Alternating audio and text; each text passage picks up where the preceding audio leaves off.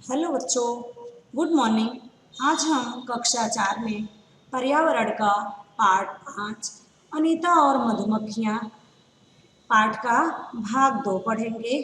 पहले भाग में हमने देखा कि अनीता बिहार के मुजफ्फरपुर जिले के बोचाहा गांव में जो रहने वाली है, वह अपने माता पिता और छोटे भाइयों के साथ में रहती है।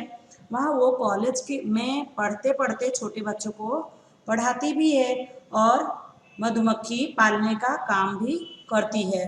तो अभी हम दूसरे भाग में देखेंगे कि अनीता पढ़ाई के साथ साथ क्या करती है। पढ़ाई जारी रही। मैंने 5वीं कक्षा पास कर ली। मुझे पता चला कि अब पढ़ने का खर्च बढ़ जाएगा। मेरे माता पिता मुझे पढ़ाने के लिए तैयार ना थे, पर मुझे तो पढ़ना था। मैंने हल ढूंढ लिया। मैंने अपने से छोटे बच्चों को पढ़ाने लगी। उससे मुझे रुपए मिलने लगे और मेरी पढ़ाई जारी रही। आइए बातें करें। प्रत्येक बच्चे को पढ़ने का अधिकार है। 8वीं कक्षा तक तो मुफ्त 8वीं कक्षा तक तो मुफ्त में पढ़ाया जा सकता है। इस विषय में अपने विचार बताइए। तो हाँ, सरकार द्वारा मुफ्त शिक्षा का जो अभियान है, वह हर बच्चों को, हर लड़कियों को पढ़ना ही चाहिए, क्योंकि यह मुफ्त शिक्षा दी जा रही है तो हर लड़कियों को पढ़ना ही चाहिए। धीरे धीरे मैंने अन्य लोगों को समझाना शुरू किया कि वे सभी लड़कियों को स्कूल भेजें। मेरे माता पिता ने भी मुझे मदद करना शुरू कर दिया। घर का सारा काम मेरी माँ ही कर लेती थी, जिससे मुझे पढ़ने के लिए काफ़ी समय मिल सके। अभी अनीता, पहले उसकी माँ उसको स्कूल भेजने के लिए तैयार ना थी, लेकिन एक गांव की टीचर के समझाने के बाद उसके माता पिता अनीता को पढ़ाने के लिए तैयार हो जाते हैं और वह जब पढ़ने जाने लगी तब घर का सारा काम उसकी मम्मी कर लेती थी। अभी आइए हम देखते हैं कि अनीता अभी क्या करती है। मधुमक्खी पालन। हमारे इलाके में बहुत से लीची के पेड़ हैं। इस वृक्ष के फूल मधुमक्खियों को बहुत लुभाते हैं, यानी बहुत पसंद हैं। लीची के पेड़ वृक्ष के जो फूल हैं, वह मधुमक्खियों को बहुत प्रिय हैं। इसलिए यहाँ लोग मधुमक्खियों को पालने का काम करते हैं। सरकार द्वारा इनकी तालीम भी दी जाती है। मैंने उस तालीम में भाग लिया। तालीम मीन्स उनको सिखाया जाता है। तालीम में भाग लेने वाले में मैं अकेली लड़की थी। अक्टूबर से दिसंबर तक का समय मधुमक्खियों के अंडे देने का समय होता है।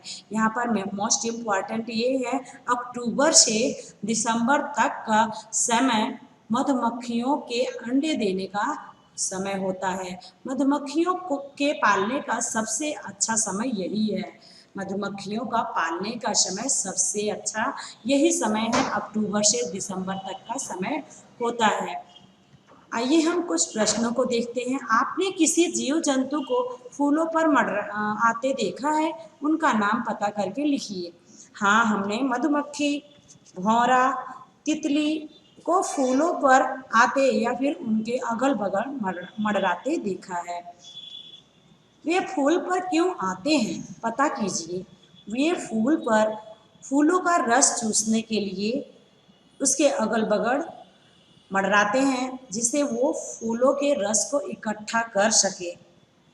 और भौरा परागण एक दूसरे फूलों तक पहुंचाते हैं। ये जो भौरे होते हैं वो पराग कण होते हैं, जो एक फूल से दूसरे फूल तक उनके रस को पहुंचाते हैं। कॉपी में उनके चित्र बनाइए और रंग भरिए। जब मधुमक्खियां उड़ती हैं तो एक प्रकार की आवाज़ होती है। आप उस आवाज़ की नकल कर सकते हैं। हाँ, मधुमक्खी अपना पंख फड़फड़ा कर की आवाज़ करती है। मधुमक्खी पालन के रूप में मैंने अपना मधुमक्खी पालन का कोर्स पूरा कर लिया, परंतु काम शुरू करने के लिए रुपयों की ज़रूरत थी। मैंने बच्चों को पढ़ाकर 5,000 रुपया इकट्ठे किए। इन रुपयों में से मैंने मधुमक्खी पालने के 2 बक्से खरीदे। एक बक्से की कीमत 2000 रुपये थी। बाकी बचे रुपयों से मधुमक्खियों के लिए चाशनी तैयार करने हेतु चीनी और छत्ते को साफ करने के लिए दवाइयाँ खरीदी। सितंबर का महीना था। दिसंबर तक मेरे पास इतनी मधुमक्खियाँ हो गई कि मुझे 2 बक्से और खरीदने पड़े।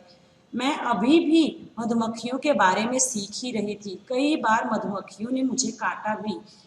इससे मेरा चेहरा और मेरा हाथ सूज जाते थे। दर्द भी होता था, पर कहती किससे? यह काम तो मैंने अपनी मर्जी से शुरू किया था। सोचिए, वह पढ़ने के लिए उसने मधुमक्खी पालने का काम शुरू कर दिया। पता कीजिए, मधुमक्खी काटने पर लोग क्या करते हैं? मधुमक्खी काटने पर लोग लोहा घिसते हैं, खाने का सोडा लगाते हैं, शहद और चूना लगाते हैं और गीली मिट्टी, जिससे उस पर ठंडक पहुंच सके, उससे गीली मिट्टी का लेप करते हैं। अपनी कॉपी में मधुमक्खी का चित्र बनाकर रंग भरिए एवं मनपसंद नाम दीजिए। लीची के फूल फरवरी में खिलते हैं। मैंने अपने चारों बक्सों को लीची के बगीचे में रखा। मुझे हर बक्से में से 12 किलोग्राम शहद मिला, जो मैंने बाजार में बेचा। मधुमक्खी पालन में यह मेरी पहली कमाई थी। अब मेरे पास 20 बक्से हैं। अनीता के 20 बक्सों की कुल कीमत कितनी होगी? 40,000। कितनी होगी? 20,000। 2000 गुणे 20, 2000 गुणे 20 बराबर 40,000। तो उसने 20 बक्सों की कुल कीमत इतनी की। तो ठीक है, आज का वीडियो हम यहीं पर समाप्त करते हैं। अगली वीडियो में फिर मिलेंगे। तब तक के लिए धन्यवाद।